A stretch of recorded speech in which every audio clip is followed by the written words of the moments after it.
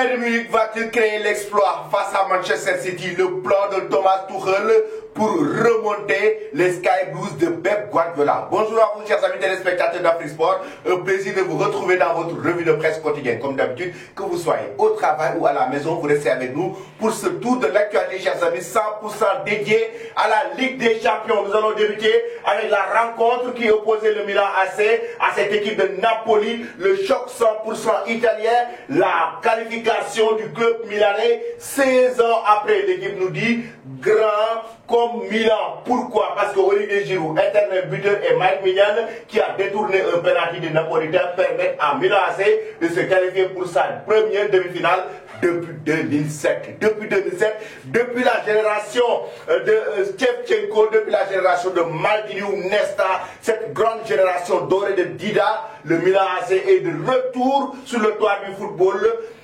européen. Bleu, blanc, Milan. Grâce à un but de l'indestructible Giroud et Maignan, encore décisif, le Milan va retrouver les demi-finales de la Ligue des Champions, donc 16 ans après. Vraiment chapeau au club milanais, mais chapeau aussi à cet homme, Mike Maignan, lui qui a permis à cette équipe du Milan AC de décrocher la qualification. Il a arrêté ce penalty juste avant le but de Victor Osimhen pour permettre au Milan AC de garder l'espoir et d'aller décrocher la qualification de la plus belle des manières en demi-finale. Raison pour laquelle d'ailleurs la presse italienne qui félicite Gazzetta dello Sport et Corriere dello Sport, l'équipe du Milan AC avec ses hommes forts, Raphaël Leao, Benasser qui a été buteur lors du match aller, et oui, Olivier Giroud buteur lors du match retour, avant juste la pause qui permet aujourd'hui à cette équipe du Milan AC de décrocher la qualification. Le Milan a été juste supérieur du moment où, face au Napoli qui est leader de la Serie A, qui était favori d'ailleurs par rapport à cette double confrontation, mais on a vu carrément que l'équipe du Milan AC a su prendre le dessus, que ce soit sur le plan tactique, que ce soit sur le plan physique ou technique, raison pour laquelle ils ont marqué 2 buts durant cette double confrontation pour décrocher la qualification. Pensez-vous, chers amis, que le Milan AC va se qualifier en finale de la Ligue des Champions? Il faut rappeler qu'en cas de qualification, le Milan s'est déjà qualifié en demi-finale et va retrouver l'équipe qui va décrocher la qualification entre l'Inter de Milan et Benfica. Il faut rappeler que l'Inter avait battu Benfica la semaine dernière lors du match aller. Maintenant, le match retour va se jouer aujourd'hui et l'équipe qui va se qualifier retrouvera le Milan AC en demi-finale. Ça veut dire qu'il y a de fortes chances qu'on aura une équipe italienne en finale de la Ligue des Champions, soit Milan, soit Inter, si toutefois l'Inter arrive à dominer Benfica. Pensez-vous que Milan AC ira en finale de la Ligue des Champions? Donnez vos avis en commentaire et qui va remporter la victoire entre l'Inter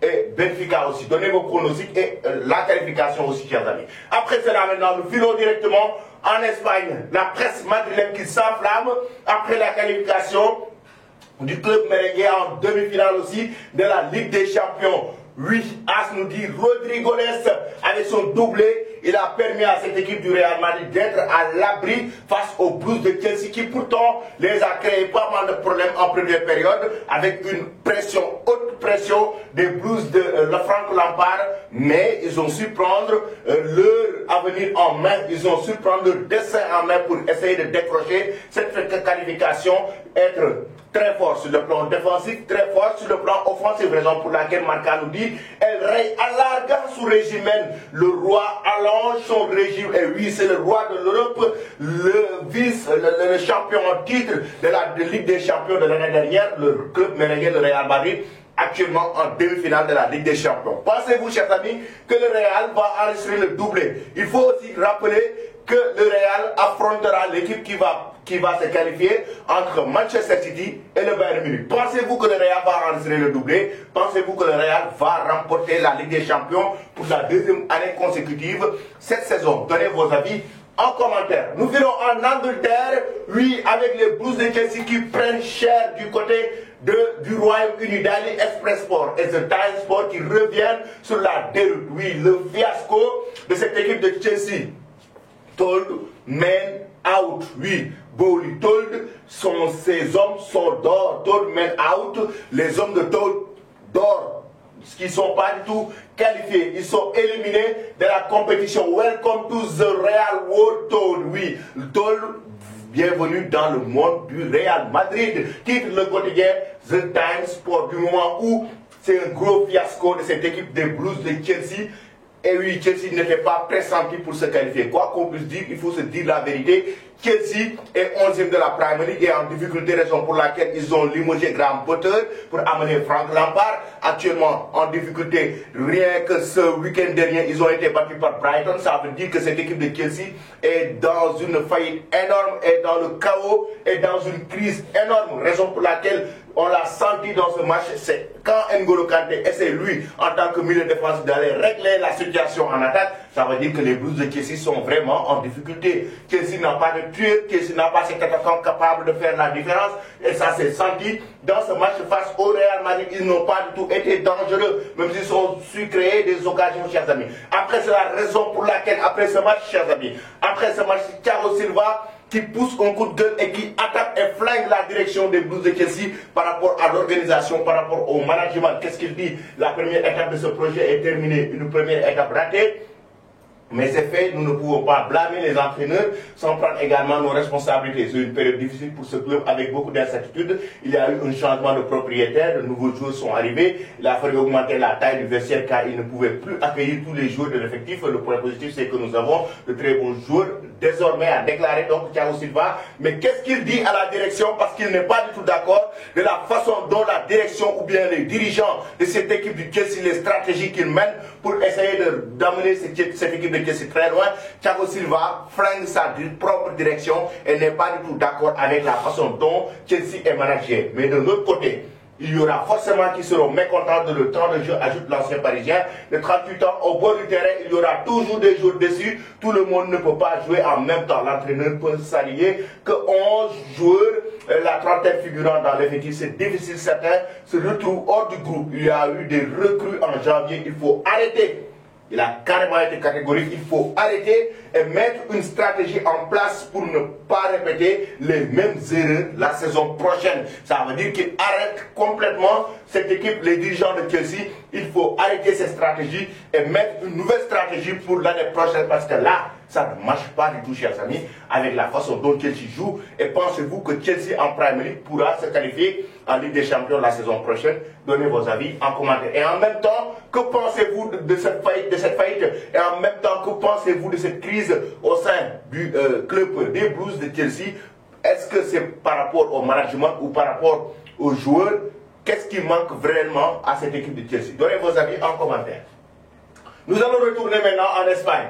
On était tout à l'heure en Espagne, nous allons retourner en Espagne avec le quotidien Sport et Mundo Deportivo, la presse catalane qui s'enflamme pour le retour de Lionel Messi au Barça. El Barça espera Messi, titre le quotidien Sport qui nous dit que c'est confidentiel. Le Barça attend Lionel Messi. Mundo Deportivo nous dit Planca Messi, le plan pour Messi. Pourquoi? Parce que le Barça a déjà la solution. C'est les 25% de revenus que Lionel Messi va apporter au club, permettra au club d'avoir carrément la latitude et la liberté de bien payer Lionel Messi son salaire pour qu'il puisse venir au FC Barcelone. Pensez-vous, chers amis, que le retour de Messi au Barça est une bonne idée pour le club catalan ou bien est-ce un bon choix pour la Pulga lui-même, Lionel Messi? Donnez vos avis en commentaire. Nous allons maintenant parler du gros choc qui va opposer le Bayern Munich à Manchester City. Match retour après, oui, la raclée, après avoir été atomisé, après avoir été terrorisé, après avoir été vraiment corrigé sur un score de 3-0. Le Bayern dans tous ses états, alors qu'une qualification relevée du miracle, l'ambiance dans le vestiaire bavarois est plus délétère que jamais. Après le match aller, ça tout le monde le sait, il y avait la polémique qui s'est enflammée, la bagarre entre le roi Sané et le Sadio Mané. Pendant toute cette semaine, ça a enflammé la planète football.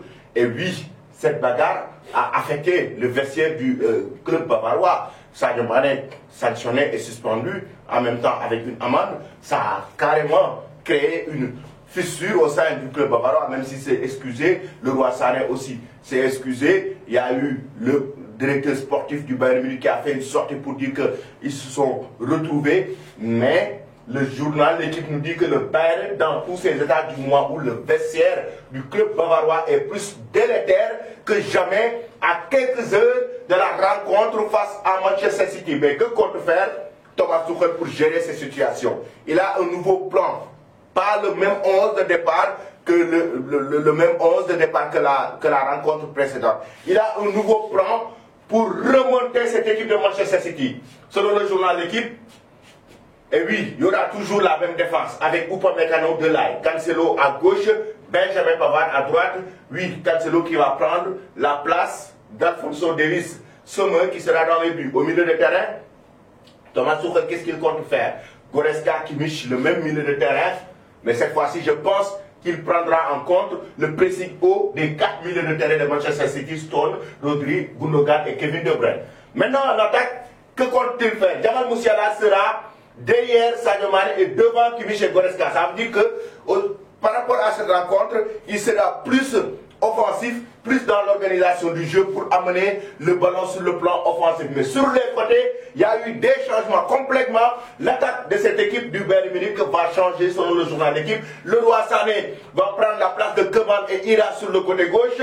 Thomas Müller, titulaire et sera capitaine, va aller complètement sur le côté droit, là où Leroy Sané a démarré lors du match aller. Et Sadio Mané titulaire pour jouer sur la pointe de l'attaque selon le journal d'équipe. Voici donc le nouveau plan, surtout d'attaque, que Thomas Tuchel mettra en place pour essayer de remonter cette équipe de Manchester City de Pep Guardiola. Pourtant, l'autre, Pep n'a pas du tout changé son dispositif. Regardez bien, c'est le même 11, le même système 3-5-1, et le même système 3-5-2, autant pour moi, avec pas du tout de changement. Qu'est-ce qu'il fait?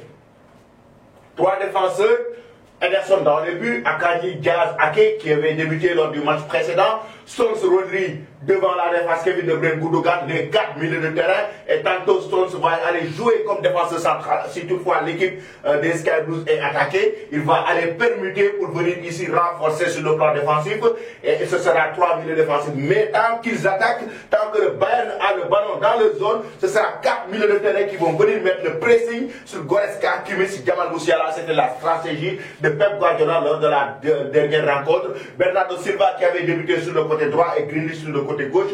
Et Alan, le cyborg qui est toujours en attaque de pointe.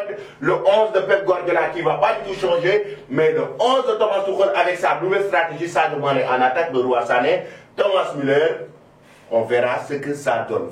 Donnez vos pronostics, chers amis, en commentaire. Est-ce que le Bayern Munich va remonter Manchester City? Pensez-vous que cette équipe de Manchester City sera battue par le club bavarois? Est-ce que le Bayern va décrocher la qualification ou c'est Manchester City qui va se qualifier en demi-finale de la Ligue des Champions? En même temps, donnez le score du match. Je vous attends en commentaire, chers amis. Je vais vous quitter avec cette image.